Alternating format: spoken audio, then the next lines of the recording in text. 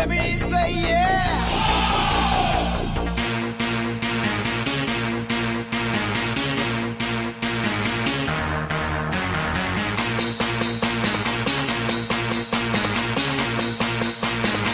Let me say yeah.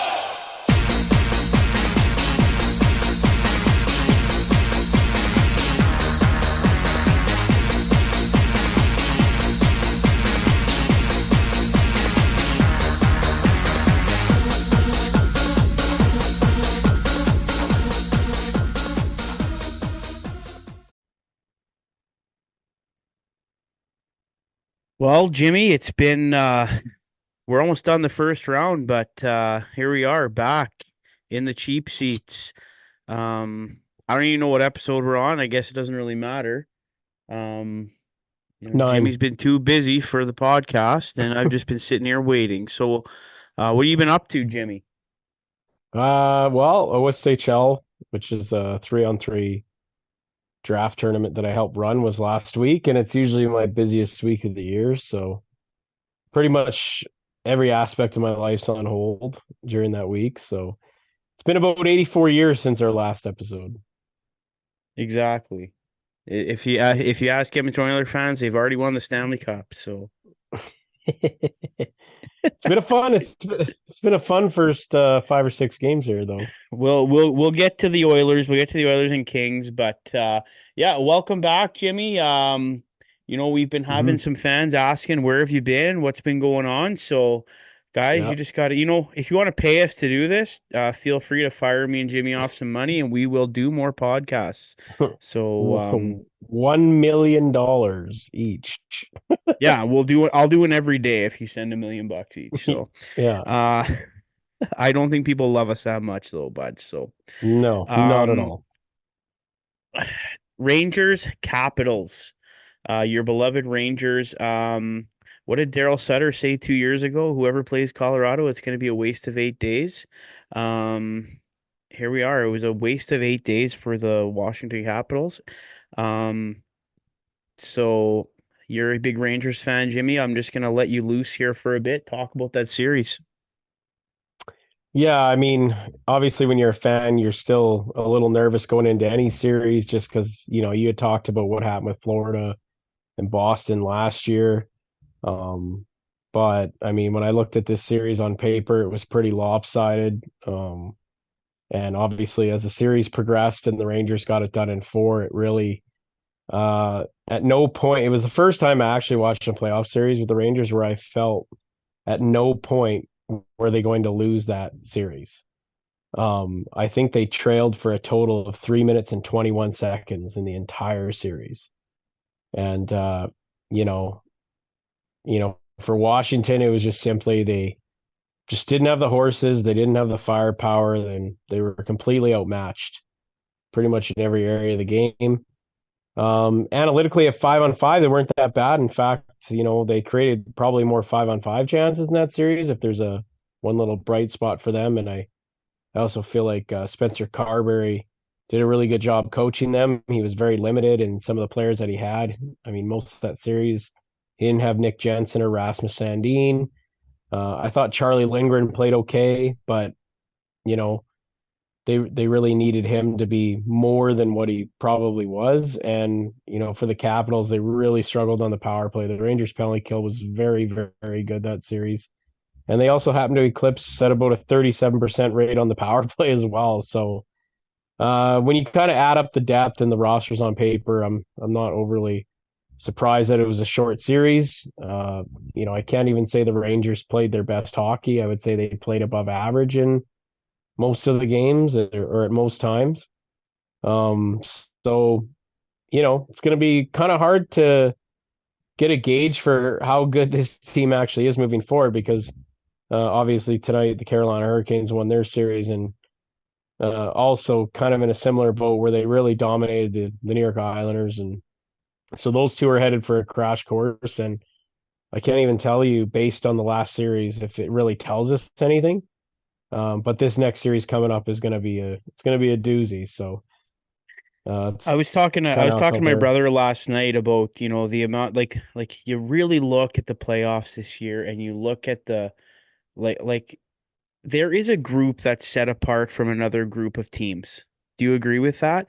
Um, Mhm. like you look who legitimately has a chance at like winning the Stanley Cup, and when you do that, like you go through your teams, like you go through your Oilers, you go through your Dallas Stars, Colorado Avalanche, New York Rangers, Carolina Hurricanes, and it almost feels like okay, let's get past this first round and let's like I feel like the playoff starts in like round two here. Like this is where the big boys are gonna play.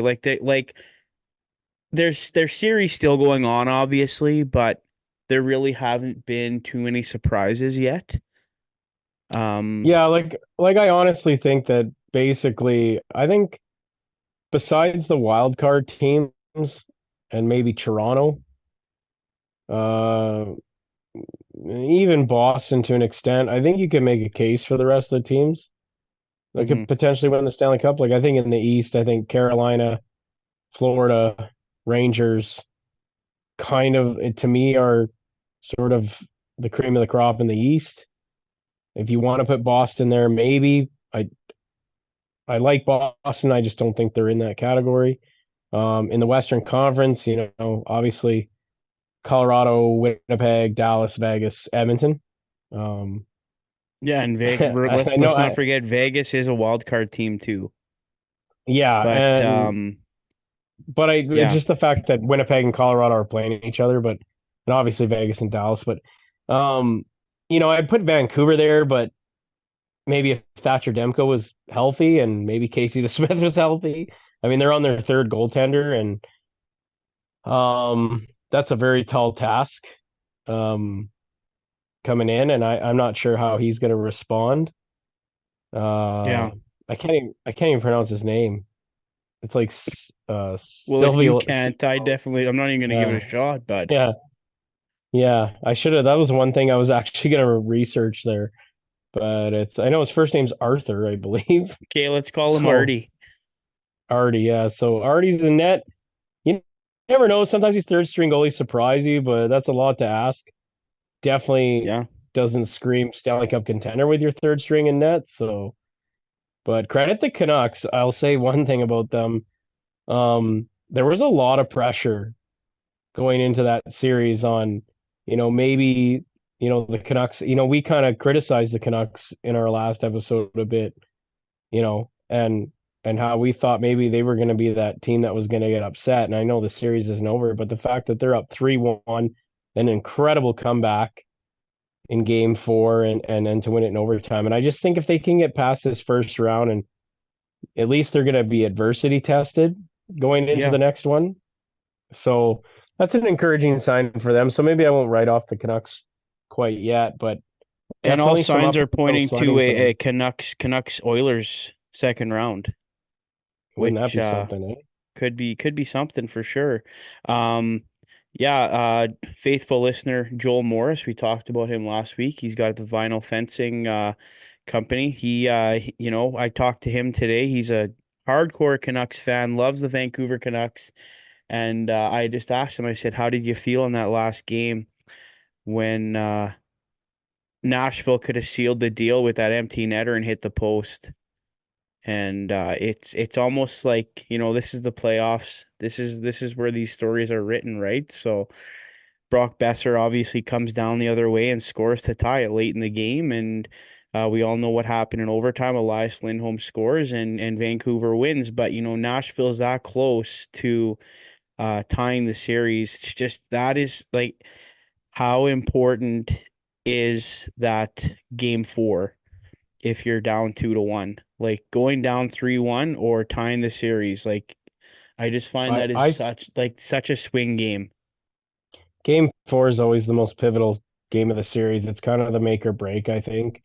Like you said, you're either getting swept going down 3-1 or the series is tied 2-2, right? So it's Yeah. always such an important game. And credit to the Canucks. I do think though, if they're going to want to have success moving forward, they really got like Pedersen's got to get to that elite level.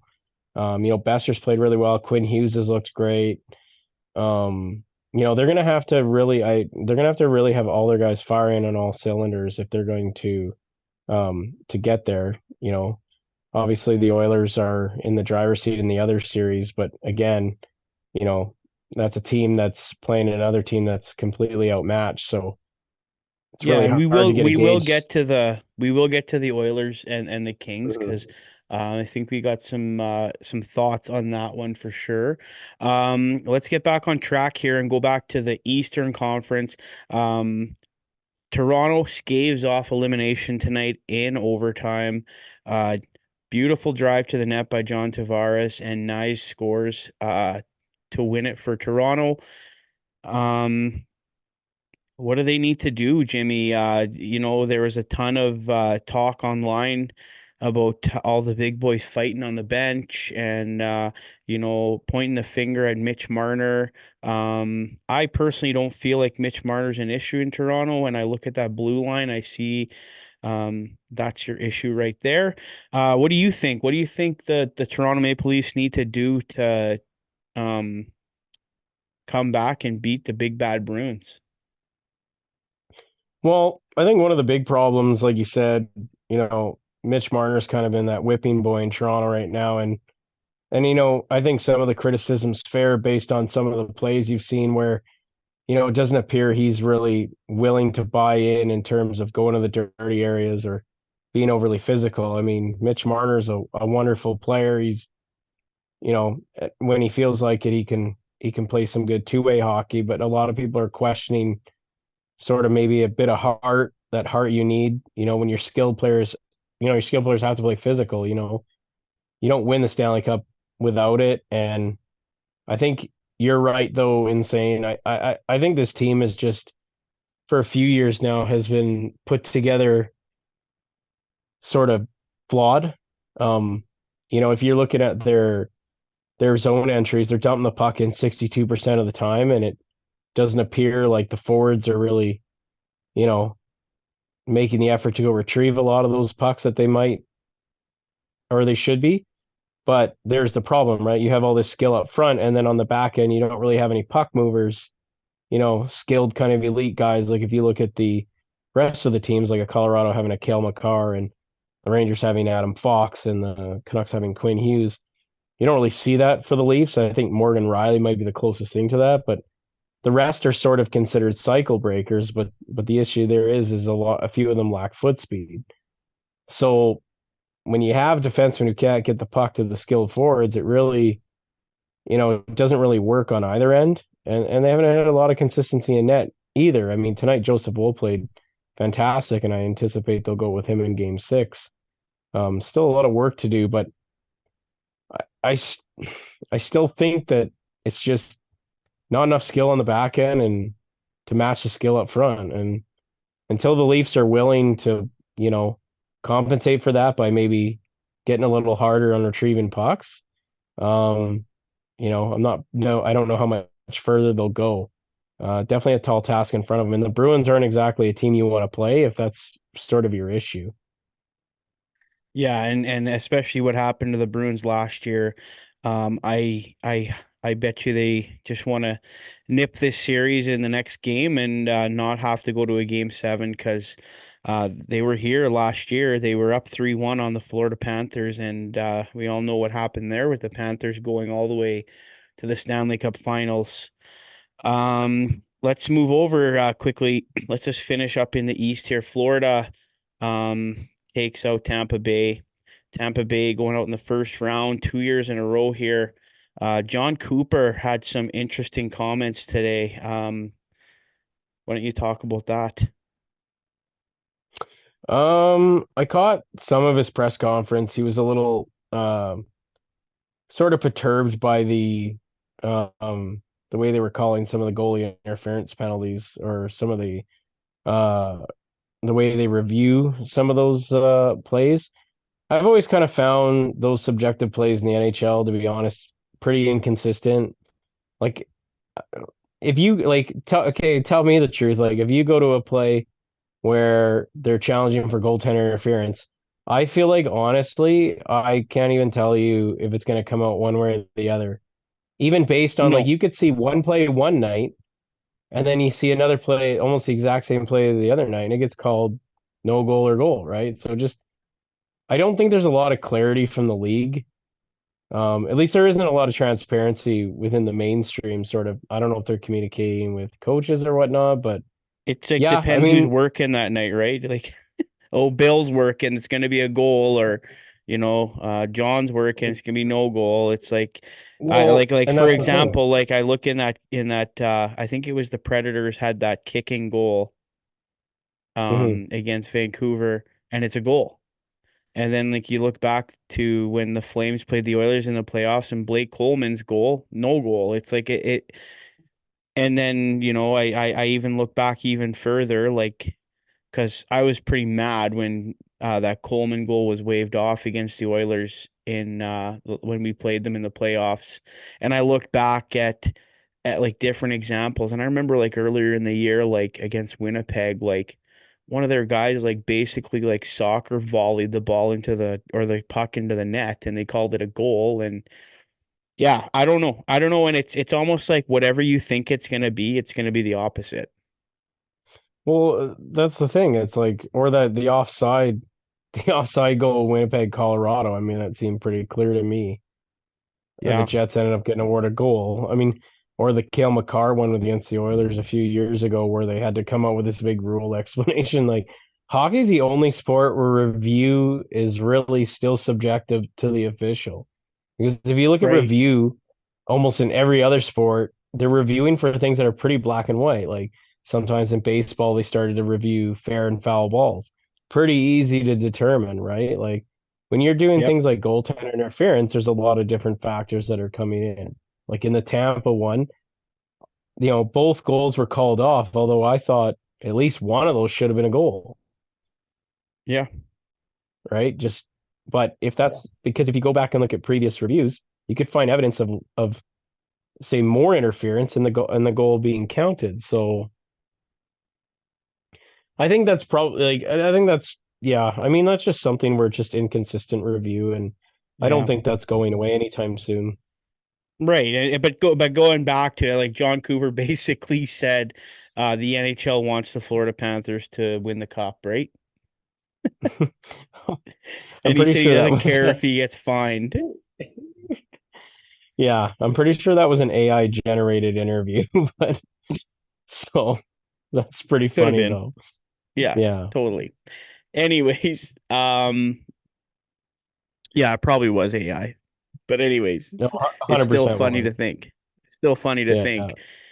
yeah, Um, anyway, so yeah, Tampa Bay's out, Florida moves on. I don't think that's a surprise.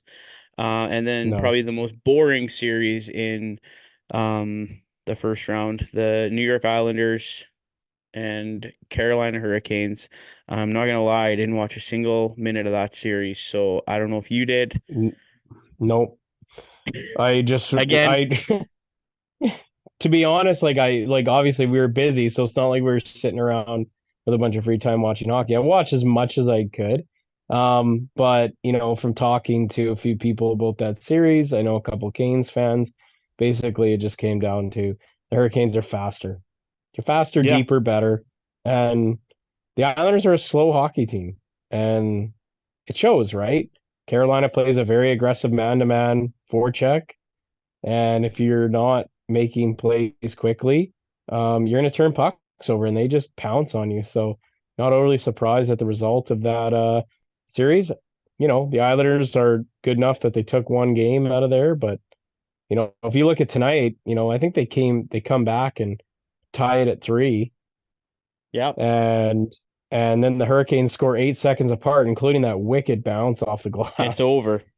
That was the end of the series. You could see it all over Patrick Waugh's face. He's like, all right, Yeah. that's it. And pretty predictable outcome in that series, if you ask me. Yeah, so there you go. So again, there we go. We got all the we just have that Toronto Boston series to get wrapped up, and let's move over to the West. We might as well start with the Canucks and the Nashville Predators. We've already kind of touched on them. Canucks probably lucky to be up 3-1 in this. What do you think? It's been a weird series. Like I said, that's another one I haven't watched. I've watched bits and pieces of it. Obviously, Nashville had the 1-0 series lead, then all of a sudden again, there was that pressure coming in. This guy's falling out in Vancouver, and then Demko gets hurt. Casey DeSmith, I think he plays a couple good games, and then he gets hurt. They're on their third string. I almost think this was like some weird blessing in disguise for the Canucks because it all of a sudden made them underdogs. It was like Yeah. the world's against us, losing our goalie. And, I Well, think and for a not just team, a maybe, goalie like Thatcher Demko, probably yeah, Vezina, looking at a Vezina this year, like guy's unreal. yeah, like a top five goaltender in the league, we'll say. Yeah. Um, but I mean, this is a team that's managed to, they've been fighting expectations all year. Like no one had them finishing first in the Pacific. A lot of people questioned the Rick Tocchet hire when he got hired on, even though they finished strong at the end of last year. JT Miller got a big contract. But you take a look, a lot of their guys took some steps forward. Connor Garland's having a pretty good year. Dakota Joshua had a pretty good year. And, they won the Pacific Division and now they're leading 3-1. So they're right where they're supposed to be. And I think they're gonna have even still doubters moving on into the second round, which appears to be a crash collision course with the Oilers if everything sort of holds up the way it is. And once again, I think they're going to be massive underdogs in that series as well, too. So be really Well, interesting to see how that in any plays out. series, they probably will be. Let's go to Dallas and Vegas. Uh, Dallas looked almost dead in the water in the first two games, but came out and have tied this series up now. Kind of the Dallas Stars we were kind of hoping to see when they went down 0-2 in the first two games, especially at home. I was like, geesh, like what is going on with these guys? But really glad to see they kind of have made a series out of it.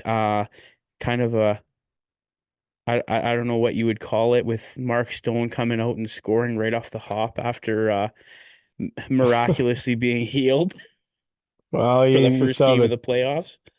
the X/Twitter meltdown. Honestly, this whole Mark Stone stuff, people get all up in arms about it, but I'm like, you know what? It's in the rules. The owners, the players, they negotiate it in the rules. Like it's part of it. Like if you wanna go and break your own superstars back and then put them on LTIR and try and make the playoffs, like go for it.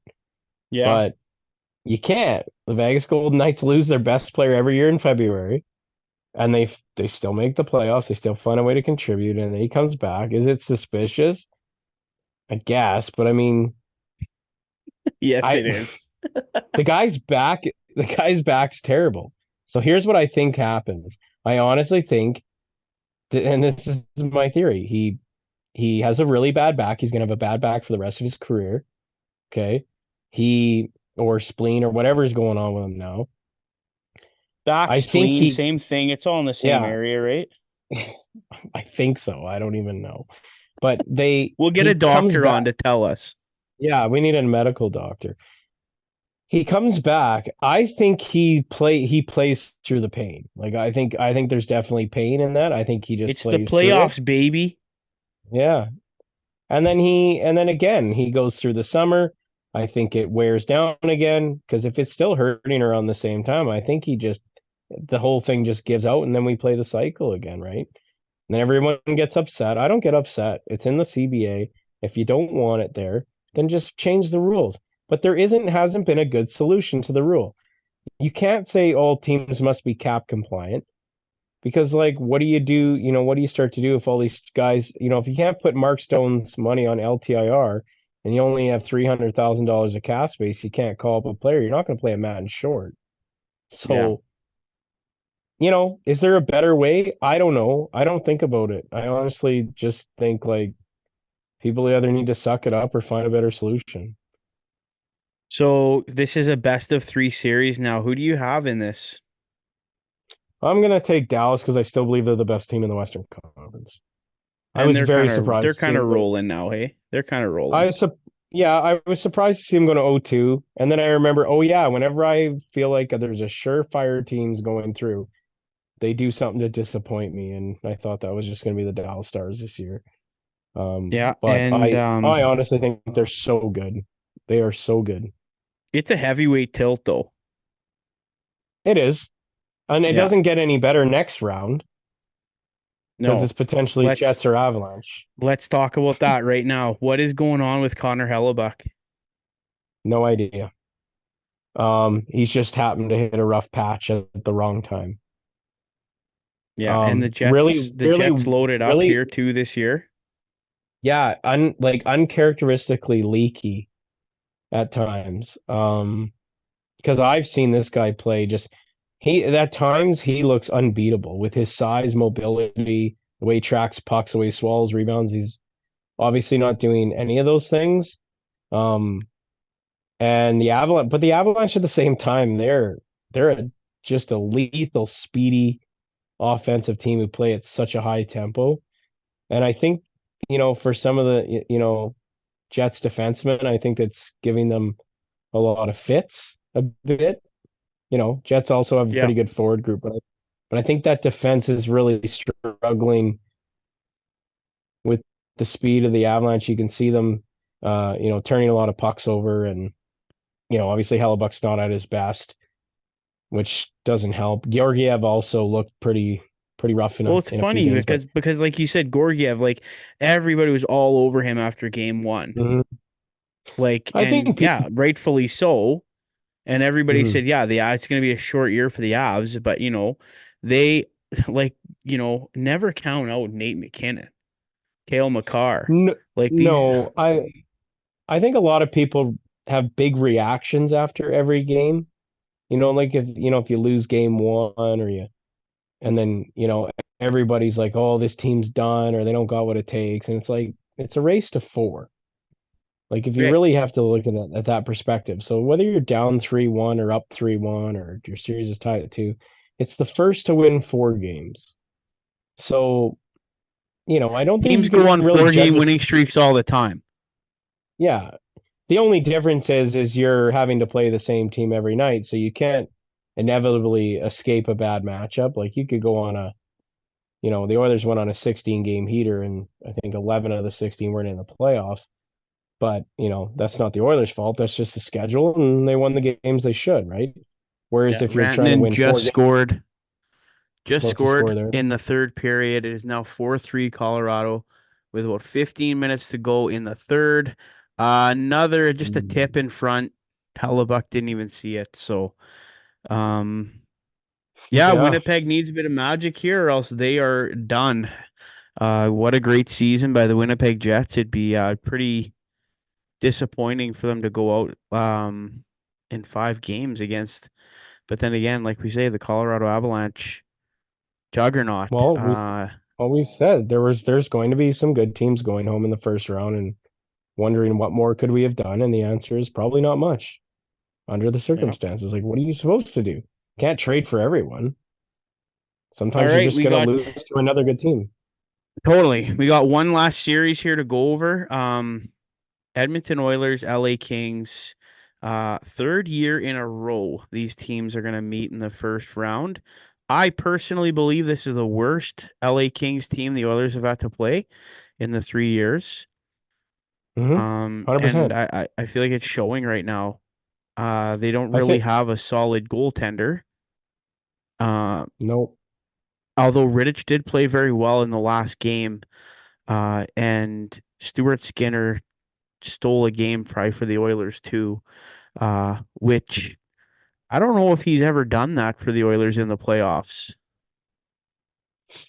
Can't think of a game where Stuart Skinner stole a game. I've seen him play well. Yeah, I mean, this is just another case where the special teams is becoming a large factor, right? The LA Kings are shooting at about a 4% shooting percentage, which is going to win you nothing. The Oilers' power play is at we might be seeing one of the best power plays in the history of the National Hockey League right now. I think it's running at about 57%, Yeah. which is astronomically high. And a lot of it is, like a lot of it is because they have every single look imaginable on there. Like if you want to take away McDavid, fun, then you got to deal with Draisaitl, who plays that half wall and he can one time from the goal line. Then you've got Hopkins who's buzzing around. Hyman's incredible net presence and can retrieve pucks, and then you've got an absolute bomb from Bouchard. So, like take your pick. And And they if you play like think the it's whole power play too. yeah, and do you blame them?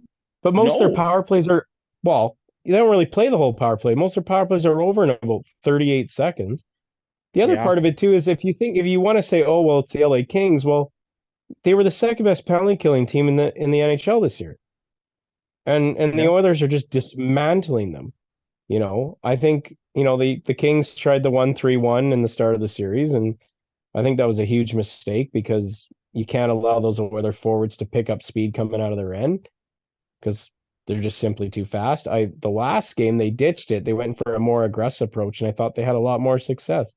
Outshot them 33-13, probably should have won the game, even though the Oilers outchanced them in terms of high danger. But at the end of the day, the power play converted. And, I know a lot of people talk about 5-on-5, 5-on-5, but power plays and penalty kills and goalies, they're all part of the equation. And Yeah. a power play in the Stanley Cup playoffs can be the difference between a win and a loss, and it was in game 4. And I fully anticipate Wednesday night, the Oilers will be at home, and the Kings just can't match the firepower. And I think eventually it's just going to be the candle's going to be put out on them, and we're going to see a Canucks Oilers second round. So you think this series is done tomorrow night? Well, I mean, anything can happen, but yeah, I think it ends tomorrow night.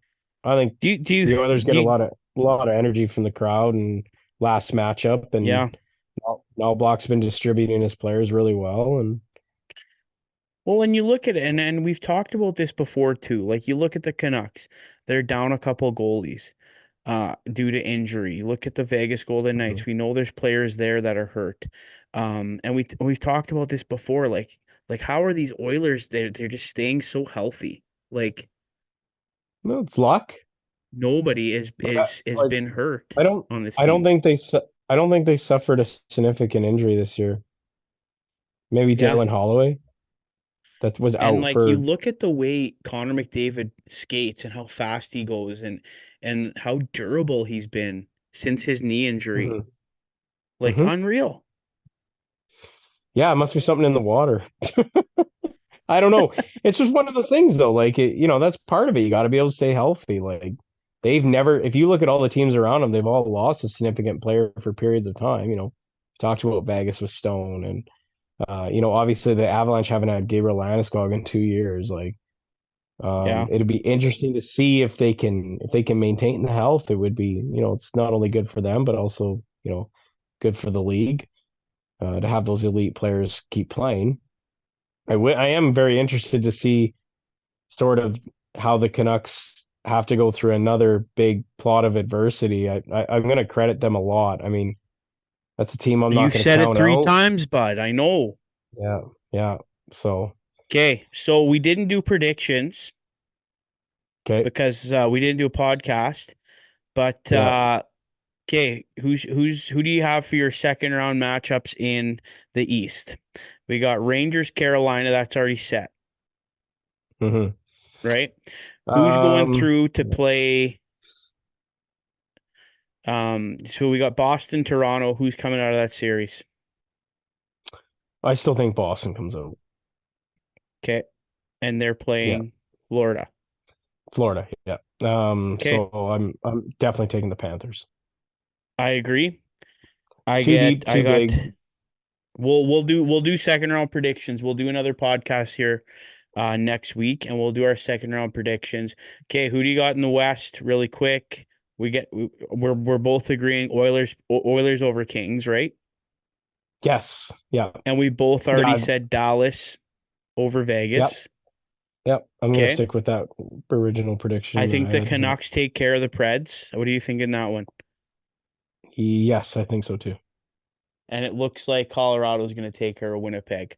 So in the second round, we're predicting it's going to be Edmonton, Vancouver, Colorado, Dallas. So hopefully we're right. And yeah, there we go. Is it Colorado over? just scored again. They just scored again. It's 5-3. They're showing the fans right now. They look pretty sad Tough one for the In Jets. Winnipeg. I feel for Super them. tough matchup. Feel for them. Really quick, we just have like 2 minutes, really quick.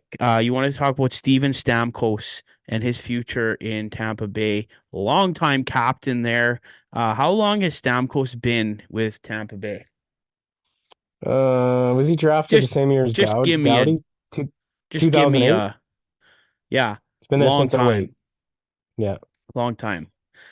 What are you thinking? What do you want to say on that? Uh, Is he I think he's staying or got is he some. going? I think he's got some tough decisions to make. I think his heart probably wants to stay in Tampa, but I think he knows if he wants to take a run at another cup, he's probably got to go to another organization. I think Tampa's window's I think it's kind of like the end of an era. I think they'll still be good. I think they'll be solid, but I don't think they're not what they once were. And how many years do you think Steven Stamkos has? A lot of miles on that body. He's had a few injuries, so 4. I think it's Fair enough. I think he has He's got probably time. two He's got time to win a cup, another cup. two productive, and then I think 2 where he plays a role. I think another cup for Yeah. Stamkos would be kind of greedy though. Only if he plays for the Rangers.